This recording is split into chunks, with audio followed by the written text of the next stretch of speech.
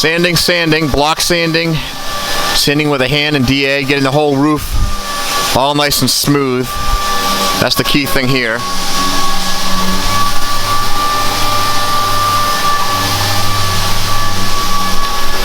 John and Joe been straight at it. Doors are all hung and all blocked out, so moving along quite nicely here. Ever so slowly towards final prime, and then obviously a wet sand out and paint.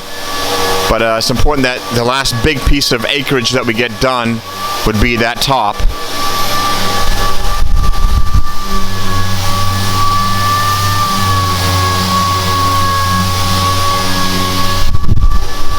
A lot of work there, but well worth the effort when you look along that top and you see it nice and straight once the paint goes on.